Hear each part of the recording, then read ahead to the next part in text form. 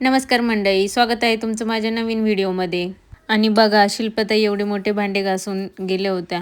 तर एवढे मोठे भांडे मला लावायचे पण होते. मला भांडे लावायचं एवढं जीवावर येतं आणि काय करणार, भांडे तर लावावंच लागणार आहे. म्हटलं अगोदर चहा पिऊन घेऊया. तर चहा पिला आणि लगेच देवाला दिवा लावून हळदी कुंकू लावलं आणि लगेच स्वयंपाकाला लागले. तर आज मी एकदम मस्त काळ्या मसाल्याची झणझणीत भाजी दाखवणार आहे. तर त्यासाठी व्हिडिओ पूर्ण बघा. पटकन 3-4 कांदे भाजायला ठेवले आणि लगेच कुकर पण लावला. तर मसाल्याची तयारी करत असताना मी घेतलं होतं खोबरं, हिरवी मिरची, कोथिंबीर, थोडेसे धने, हावरी आणि थोडे शेंगदाणे. तर या सर्वांना तेलात भाजून घ्यायचं.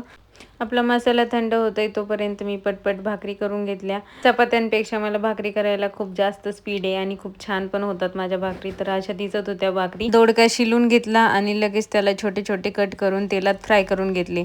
लगेच थोडंसं तेल घेतलं आणि बारीक केलेला मसाला तेलात टाकून दिला आणि थोडंसं फ्राय केलं. नंतर कांदा बारीक केला आणि कांद्याला पण थोडासा वेळ फ्राय केलं. लगेचच आपले फ्राय केलेले दोडके त्यात टाकले. पाणी टाकून उकळी येईपर्यंत ठेवले. तर नंतर लगेच वरणाला पण फोडणी दिली आणि थोड्याशा चपात्या बाकी होत्या. तर गोडू आली मध्ये मध्ये करायला आणि तिने पण छान चपात्या केल्या होत्या. तर असं होतं माझं रात्रीचं जेवण.